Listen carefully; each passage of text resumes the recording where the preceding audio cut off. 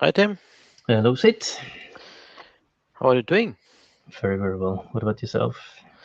Not bad. It's a sunny Friday afternoon. A lot of good things happening. Uh, what about you? Same. Also Friday afternoon.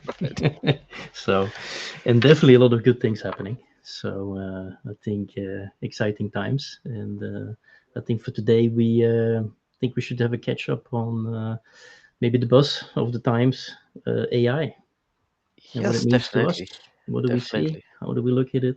What we've been doing in the past. So, ready for that? absolutely, Yeah. absolutely. I mean, indeed, let's start the discussion of what we feel and what we are doing on it. Hmm.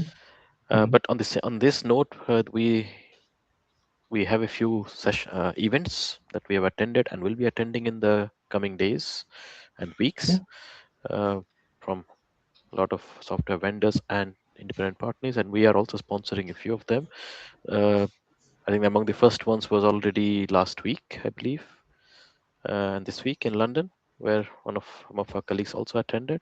Yeah. I hear from them a lot of AI was discussed and all the greatest and the nicest things around it.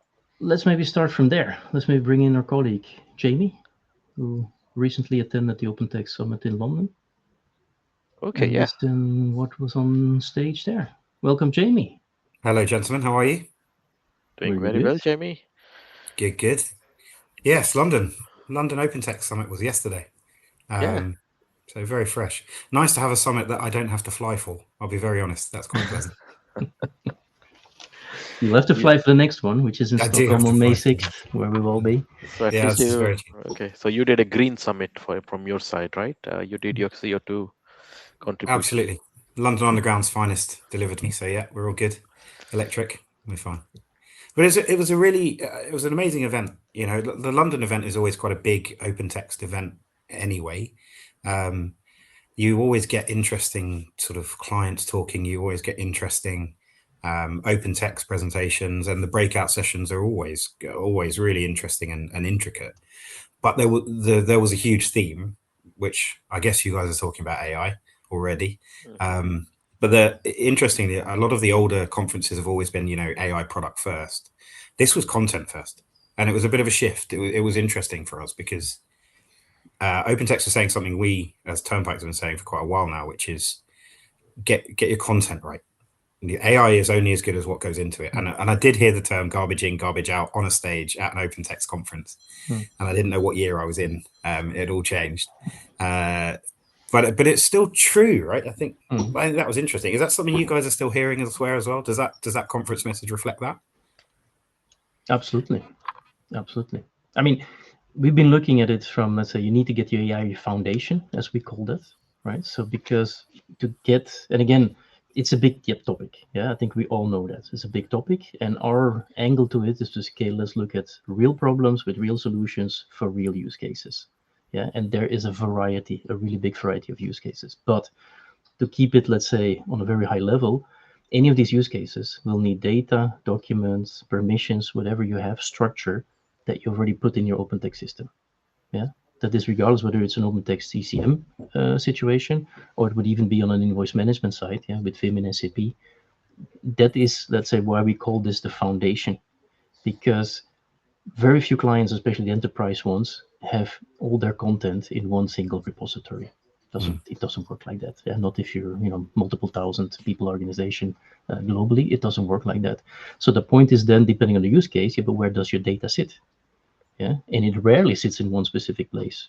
But if it already parts of it, or important parts of it, sit in a place with structure, well organized, cleaned up, right? Coming back to your garbage remark, then you already have, let's say, an advantage. Yeah, and what we see a lot is then that discussion is to then achieve the use cases. There you have so many variations, yeah, because you have some who might say, listen, we invest in a big in-house AI organization, yeah, and technology, and we're just interested to get access, right, to these data, to the documents, still respecting security and permissions. Yeah, because you do not want to open a backdoor to all Mm. of a sudden, start sharing content that has been nicely protected for many years, and then the AI is just spreading it out everywhere. And that can be solved in different manners. Yeah, but that's a technology side. But I think from a use case perspective, that is really something we see a lot, and where indeed that foundation, that content and that context, I think is important. Um, and from my perspective, I mean, we might have been a little bit quiet on this whole AI topic for a while, but it doesn't mean that we have had a lot of attention and a lot of work has been happening. But on one hand, I don't think there was a need to rush into it, right? And definitely no need to panic. When we want to advise and we want to help and we want to solve problems, we want to do it in the qualified manner. We want to be sure that these things works, and I think we've come huge steps in that. And the best inspiration and learnings also for me is still from real customers, yeah, on what they do. And then you find out that one example that is fresh in my mind, from a customer is, do not underestimate the change management and also the user adoption. Yeah, because usually if you look at private AI, if take again, a case where you would look at ECM, you can store your policies, your standard operating procedures there, or you could store some type of calculation, metrics in the system. If you then want to apply AI on that, that AI will be built and tuned with prompting behind to solve that specific use case. Now the reality is, to quote that customer, he said, "Tim, don't underestimate, in the business, some people are all lazy. And Yeah. they think, oh, now I have AI on my OpenText ECM system. I can just get everything out of it, just like I do with, the ChatGPT and Claude and all the, kind of consumer based AIs, which you can just ask anything."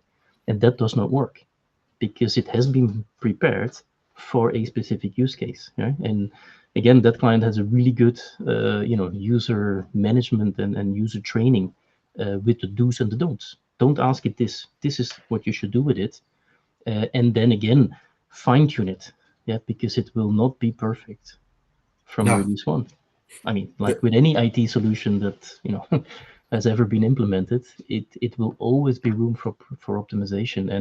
And I've seen, let's say, at least from if I look internally, we've made huge steps to get an understanding of what can be done and then how it can be done, and have those learnings. And I think that is why we have a much higher level of confidence now, is to say, okay, yes, this is how things can be done, yeah. not just the why. I think the customer starts to realize the why, but really get into the how. There was some interesting. I mean, this has been in my head for quite a long time, actually. But we talk about AI in a big, broad manner. Just the shift from the use cases or the idea that I could use it to run a frontline interaction where it pulls up a client's details, who's on a phone, everything that I might need, I can get that access to, right through to processing invoices, as we would have discussed, Sid, down to the idea of using it in a marketing capacity for text. It's a huge subject, but we don't necessarily give the respect to the individual silos of it. I mean, you're right, Jamie. It all depends how we see, because the most common interface people see is the interface which they can communicate. You put an input, ask a question, you get something out, like a document or an answer or whatever. But you're absolutely right. It applies to the entire value chain. Think about the workflows running behind business processes.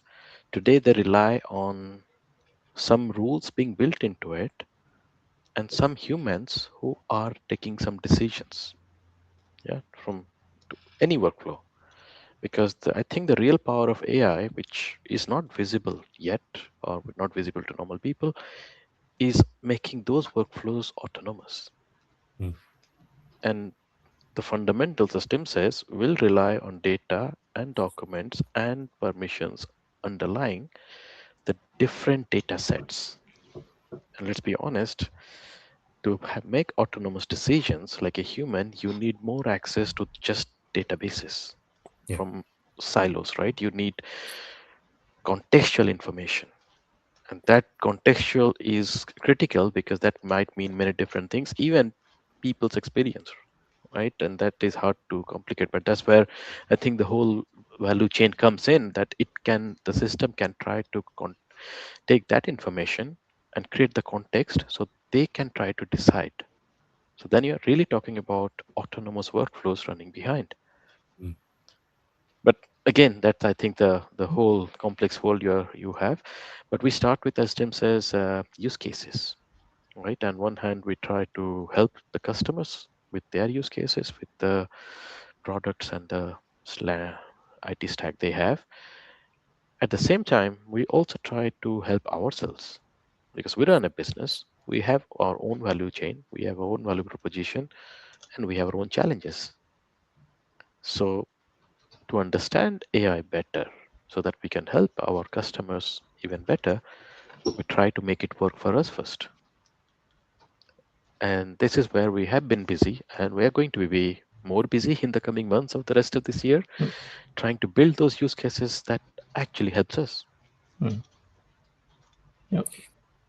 Have you sort of found when we're talking to clients, it was interesting hearing clients on stage yesterday talking about their journeys and everyone's at a different stage. You know, even huge companies who you just assume have got this covered are at different stages of what they're doing. Are we hearing that from clients as well? Yes, definitely. I mean, some people were early adapters and made investments in different AI models, and they are at different stages. And important, they have a few learnings already from their initial journey. And some people start now. Some people are still planning. But I don't know what's your view on this, Tim, Yeah, because I see absolutely. mixed. Yeah, I lot. see, with all due respect, there is a huge difference in maturity level. Because there's many, when you talk about so many of these very, very advanced use cases, that of course nod and say, yes, we understand what you mean, but just look at our landscape. We're not there yet, right? Yeah. Which again is not a problem. Yeah, I don't think there's a need for panic. Of course, there's a need for action, right? You need to get an understanding, and that we can help them with is to say, okay, but what is lacking, yeah, in that maturity level, right? And that's a good conversation to have that we're actually having with many clients who say, but why do you achieve what do you achieve left and right and over there, and how could we do that? But my let's say my experience is most customers are very self-aware. They understand their own maturity, their own landscape and technology stack. Of course, sometimes they like to talk, to people like us because we deal with so many different clients, yeah, and variety that gives some extra input. Yeah, what are others do, and that gets inspiration. And very often we put them together, right? Talk to each other. Yeah, so these kind of user-to-user company conversations are also very, very powerful. But that's the reality. There is a big difference. I mean, there is, just to add and finally conclude on it, this also confuses the customers themselves in some cases. I have talked to a customer who said their reporting doesn't work and they want to introduce AI for that. Now, AI basically needs clean data. If your reporting doesn't work and magically AI will fix it and give it better, I think that's a very ambitious target. So, as Tim says, the maturity level also affects the outcome. I can make an investment in AI, but what do I actually get out of it if my house is not in order? I So think there was something that you said in one of these videos I watched a while back, Tim. I think you mentioned that clients are talking about deleting data again, and Also, which was really interesting because a while ago you never heard that, right? And I'm going to use a buzzword here from an open text conference. Please don't remove me from this discussion instantly, and go back to just the two of you. I'm happy here. But the idea of this content with context, I feel bad just saying out loud, but content with context, that's exactly what this is, because there's so much noise and everyone thinks data is so valuable, and it is, but the right data is valuable. Like, yeah, but exactly, because I mean, happy you remember one of my quotes. I remember a quote from the OpenText CEO on stage not that long ago saying nobody should ever delete any data. yeah, And I think the statement was made from a say an intent to say, okay, no, the more data we have, the better the AI can be, but it has to be good data. It doesn't. It has no use to just keep every historical piece of document and data, because the AI does not know what is right and what is wrong. It will just go and crawl, and then you get into the nitty gritty detail and you chunk the information out. But how will it know what is relevant? Everything it has access to, it thinks, yes, I can learn from this, right? And the algorithms will do their statistical whatever computing in the way it works, and then say, okay, this is the best possible answer. Yeah. So I still believe, yes, you definitely need to consider deletion. And again, for me, many of these things still come together. Yeah, and sometimes in my, at least, career history also repeats itself. Yeah, and this is also, I think, where we find our spot, and that's for me the beauty of it. We can still stay very loyal to our DNA and to our core strength, is to also go nitty gritty, and solve the real problems. But it's an integration play. Yeah, and we've always been good in integrations because we never ever, or very seldom, deploy software solutions that are just standalone. I mean, Vim sits inside SAP. If you do not understand the SAP context, you cannot be successful with Vim consulting. It's the same with ECM. Yeah, like you say, content with context. That has always been the power of extended ECM. It's not just a document management system on its own. It knows SAP, it can know Salesforce, can integrate, be part of a business process. And from our expertise in terms of consulting, it is, in my opinion, the same principle.